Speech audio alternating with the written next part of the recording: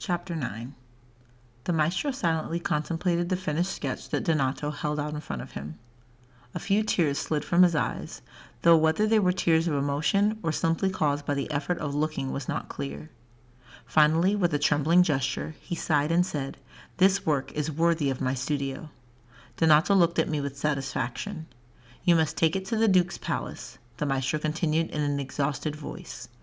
I told him I would deliver it, but then he'd realize how ill I am, and that would lead him to doubt that I can carry out the commission. The word would spread, and I'd soon be out of work. He must not know that I am ill, nor must he know that the art is not my own. "He won't find out," said Donato, looking down. I knew that he was reluctant to lie to the Duke, but it seemed the only choice. "Melania!" croaked the maestro. "Where does that woman get to?" The servant arrived, shaking flour from her wrinkled woolen skirt. "Whether ill or well, the man does nothing but insult and interrupt me," she growled. "Curses!" "Stop moaning and listen. Have the boys hitch the horse to the cart and wrap the sketch in cloth." Melania looked at the drawing that Donato and I held against the bed. "You are a true artist, Donato," she said softly. Come along," barked the maestro. "You're wasting time." Before Melania could disappear down the hallway, he added, "And get some clean clothes out for Donato and Marco. They must make a good impression." "I'm taking Arduino with me." Donato's steady voice surprised me. He wanted me for his assistant. Though I was his friend, I was still the newest and the least experienced. "Marco should be the one to go with you. He's the one that knows," began Cosimo. "I'm taking Arduino with me," Donato repeated. Cosimo shrugged his shoulders and buried himself in his pillows and covers. Donato signaled to me, and we left the room, carrying the large sketch between us. "Pay my respects to the Duke," said the maestro from under his blankets. The brilliant marble entrance hall in the Duke's palace was flooded with light. We sat waiting on a soft blue velvet bench. Donato, who was dressed in black and seemed even thinner and paler because of it, was examining the perfectly proportioned arches that circled the room. The vastness of the hall made me feel as insecure as a chick out of its nest. At the same time, I was thrilled to be exactly where I was.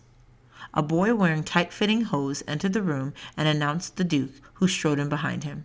He was wearing a fur-lined robe. This one I didn't recognize as my father's work. "Well?" he asked in an indifferent tone. Donato spoke. "My maestro, Cosimo de Forli, sends you his respects, sir. On his behalf, we are here to present you with a sketch which you were good enough to commission him to create." The Duke looked at Donato with interest now. "Where is the maestro?" he asked, surprised. "My maestro is old, and the winter has been a hard one, my lord. Pray forgive us, and accept us as his ambassadors. Show me the sketch." We uncovered the drawing and placed it in the light. The Duke looked at it for some time. "It's brilliant," he said, "just as are all the works of Cosimo de Forli's hand." He looked up at Donato. "Tell your maestro that I am most eager to see my chapel decorated in this marvelous theme, so beautifully realized by his art." He then snapped his fingers, and his secretary, who must have been standing just outside the door, entered the room. The Duke spoke to him, and the secretary left. He returned a moment later with a suede pouch tied with a silken cord. The Duke took it and held it for a moment as if weighing it. "Give this to the maestro," he said, handing the bag to Donato. "These coins are the second part of his payment, as we agreed." Donato bowed. "Thank you, my lord." "What is your name?" asked the Duke curiously. "Donato, sir. And have you been with Cosimo a long time?" Donato smiled and answered, "An eternity, my lord." I have never been as happy as I was during the days that followed, working in the palace chapel. I loved all of the jobs that I was asked to carry out: climbing the scaffolding, preparing and smoothing the wall, studying the proportions of the original drawing and the panel, mixing the colors, scaling the drawings, tracing, perforating. Nothing bored me. Donato had organized the work so that I would participate in all of the steps. The others helped too. Marco listened grudgingly to Donato's instructions, though Baldo and Piero obeyed the young maestro's orders without complaining. Baldo's attention was often on the windows, through which he could see the cartloads of provisions, sometimes exotic fruits and vegetables, that arrived daily at the palace. I was fascinated and intimidated by the complicated technique of fresco painting, but Donato's patient instructions helped increase my confidence. The plaster must be fresh when the colors are applied. Green, violet, azure, we matched all of the colors to the feathers of the birds that the Duke collected and kept in an enormous aviary on the palace grounds. If the plaster is dry, the paint will not take properly and will fall off in scales. The fat little terracotta cherubs near the altar laughed silently at the fawns curved on the ends of the pews. You can't retouch the paint once it has dried either. It will look like a patch and be very obvious. Each day, just before sundown, we finished up what we were working on and prepared to return to the studio. Usually the 5 of us left at the same time. On one particular afternoon, however, the Duke was coming to the chapel to check on the progress of the fresco, and Donato was to stay late. "Stay with me, Arduino," Donato had said, and I had agreed. Hearing this, Marco left, slamming the chapel door behind him. Piero and Baldo had already gone back to the maestro's. While we waited, Donato and I chatted about the next day's work. Finally, the Duke of Algora arrived, along with his daughter Bianca, the betrothed. Again, the Duke asked where the maestro was, and again Donato made an excuse for him. Bianca looked like a child, with curly auburn hair braided with pearls.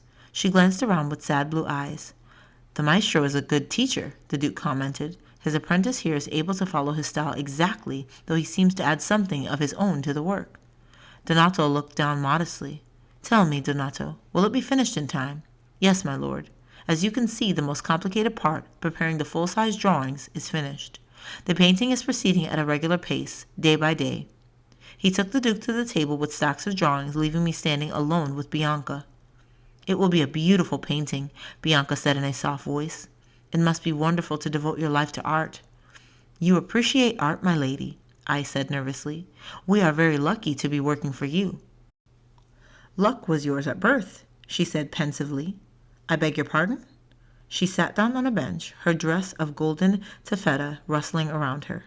"You are a man. You can choose what you like. You can decide your life and your destiny. That is why you are lucky." "It is not easy to choose or to decide, my lady. One must fight and suffer to reach one's dreams. You, at least, can choose." Her voice was so sad that it seemed night fell more rapidly. "You are a wealthy young lady," I said, feebly trying to cheer her. "You lack for nothing and are safe from hunger and cold and fear. Your life is peaceful." During some minutes, the only sound in the chapel was that of the sheets of paper Donato was unfolding before the Duke. "My destiny from the day I was born was marriage and motherhood," she said. "Even the choice of husband was made for me. If I had the chance, I would like to be an artist and work in a studio with a great maestro like yours, and paint the things that are felt in the heart. I wish I could paint feelings." "Paint feelings?" "Yes," she said, smiling. "Joy, pain, boredom, love, anger. But I'm only a woman. I can only obey and dream. But—" "Come along, Bianca," interrupted the Duke. "It's getting late." The girl stood up, nodded to me, and left the chapel, leaving only the sound of her dainty slippers behind her. Donato and I returned to the house together. He was in high spirits from the Duke's favorable opinion of his work. I was so absorbed by the memory of my conversation with the Duke's daughter that I didn't notice anything strange until I went to the studio to drop off some drawings.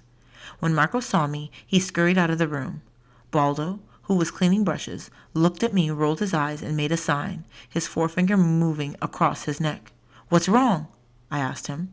"Arduino!" The maestro's voice echoed through the whole house.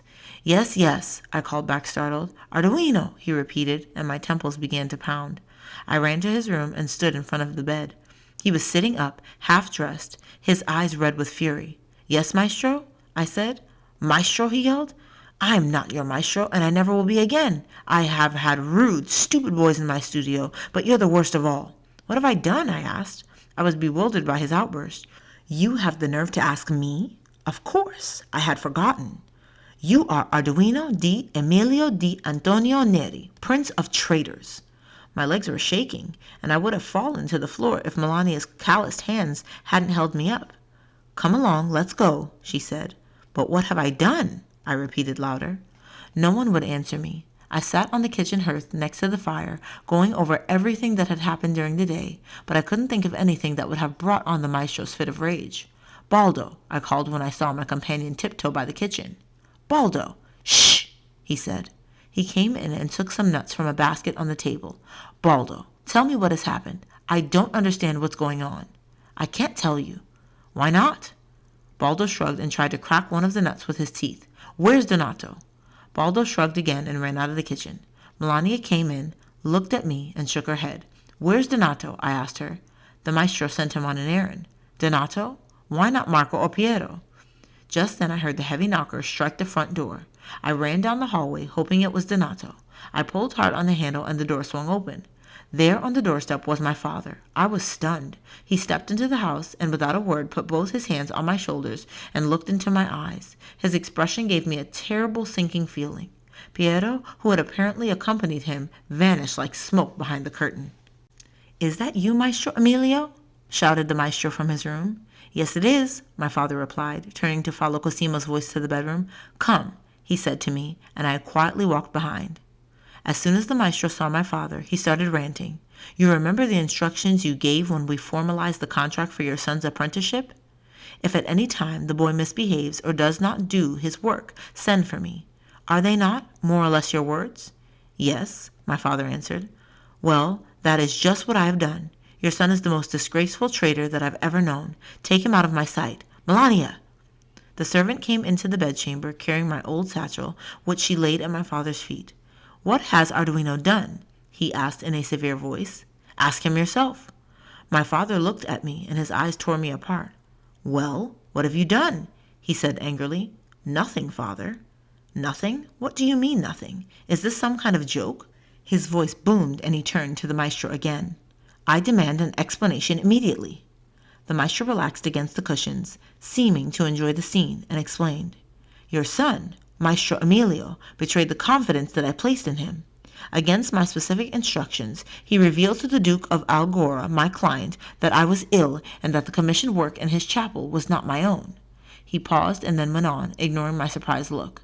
"He's jeopardized not only the commission but the future of the studio. When word gets out, no one will ever come to me again for work. I'll be ruined." My father turned to me for an explanation, but I was in shock. All I could say was, "It isn't true." The maestro swung his legs out from under the blankets and tried to stand. His face was red and 2 veins stood out at his temples. "Do you see? Now he is calling me a liar. Take him away from this house. I'll see to it he never apprentices anywhere again. He doesn't deserve to learn to paint. He should spend the rest of his life cleaning stables." "I understand your anger at his disobedience, maestro," said my father calmly, "but it seems to me you're angry at having been discovered for what you are, a cheat. You have misrepresented yourself and have coerced these boys into lying for you. I don't condone what Arduino has done, if in fact he is guilty. But what you've done is equally contemptible. Come along, Arduino." My father picked up my bundle of things and pulling me by the arm led me out into the street.